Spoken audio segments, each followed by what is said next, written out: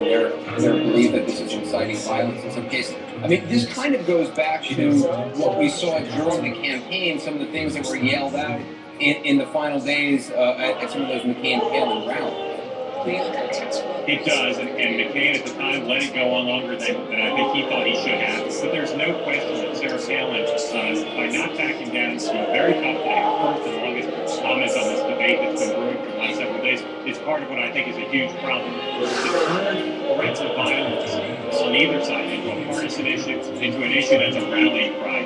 This is the kind of thing that frankly, I don't think she handles particularly well. She handles it the way she handles everything else. This issue calls for a different tone. She didn't strike that today at all. And I just want to show our viewers the images on our Facebook page, which some Democrats have on Capitol Hill have not only discussed with security, but also publicly criticized basically different congressional districts that her PAC is now going to target.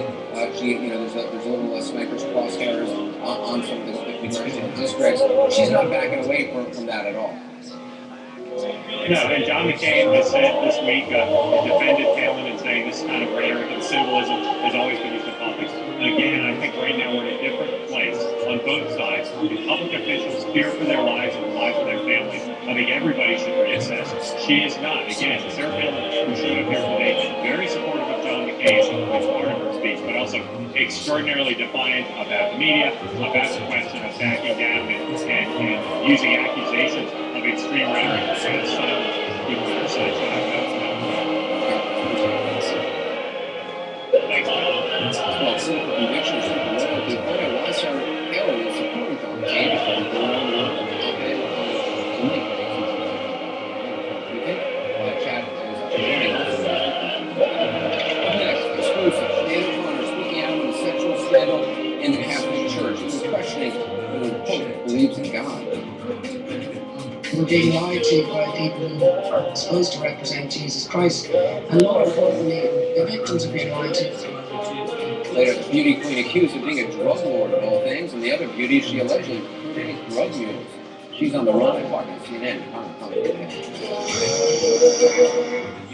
Anderson Cooper 360 is brought to you by BMW, the ultimate driving machine.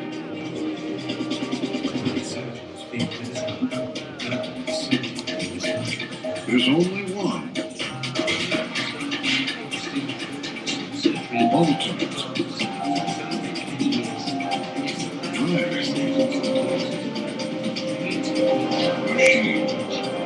There's only one BMW Spring Sales Drive. Right now, get a Spring Drive credit of up to $2,500 on select 2010 models. We believe that love is a chemical reaction. Chemistry has a good chance to make the world a more harmonious place. Chemistry works so that bandages end up loving the water. Families are less afraid of energy bills. And even cars and clean air get along with it. That's why we don't just make chemicals, we create chemistry. BASF, the chemical company.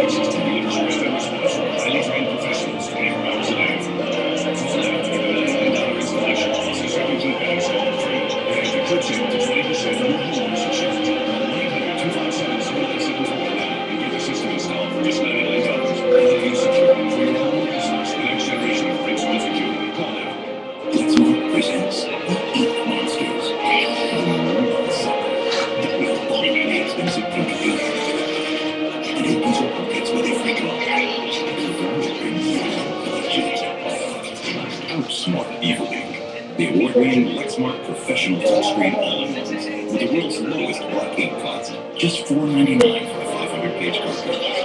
So, ink monsters. Lexmark, go way beyond printing. Snoop Dogg takes the lead for Toyota. Larry King tomorrow at 90's Girls CBA.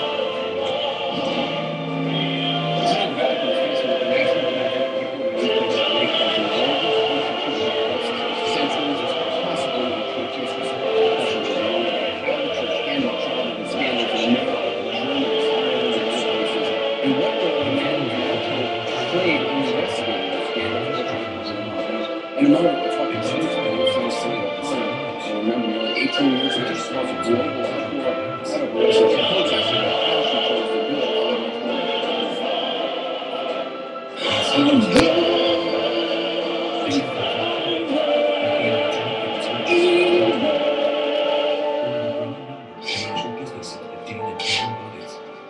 Fight the real enemy!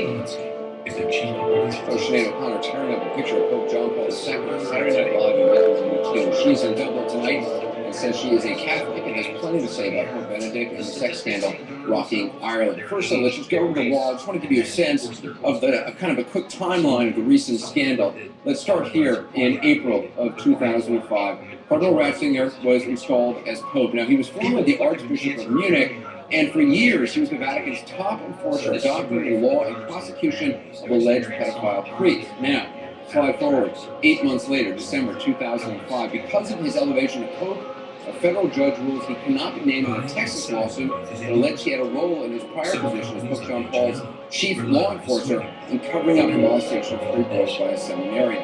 Now, during his first visit to the United States in April 2008, he says he was deeply ashamed of the sex scandal and pledges, and I quote, not to allow pedophiles to become priests. Then, November of last year, a report in Ireland accused former archbishops, 4 of them, of turning a blind eye to his abuse. Now we flash forward to this month, March 12th. Pope Benedict is linked to the clergy scandal in Germany. The allegation is that while he was Archbishop of Munich, he approved the transfer of a molesting priest so he could get therapy. The priest went on to molest more kids. Now, a subordinate later took responsibility for returning that priest to duty. The Vatican spokesman claimed, well, that essentially absolved the Pope. The Pope has not addressed what he knew and what he did or did not do. Now we go to March 20th. The Pope writes a pastoral letter apologizing to Irish victims of pedophile priests. And just 2 days ago, March 24th, the Pope was accused of failing to defraud Father Lawrence Murphy, who allegedly molested as many as 200 deaf boys in Wisconsin during the 1960s and 70s.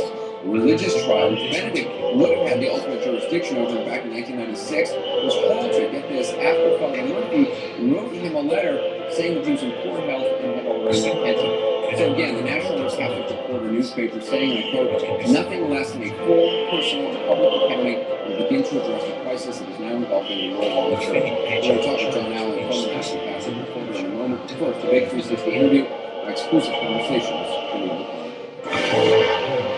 In the Washington Post, you talk about this letter of apology that Pope Benedict wrote to the people of Ireland, and you say the letter is an insult to the people of Ireland. Well, principally to the victims, the one thing that the victims really require revealing, and so do the rest of us as Catholic people, is a full admission by the Vatican that there was an active in operation for decades, since 1922. And we feel that it was an insult to our intelligence to suggest that the Irish hierarchy were somehow acting independently of the Vatican, when there are documents which show that there were very specific instructions in place which were issued by the Vatican to every bishop in the world and remained in those until 2001. And amongst those rules, the instructions that the priests taking complaints as well as victims making complaints would swear an oath of secrecy under the threat of excommunication.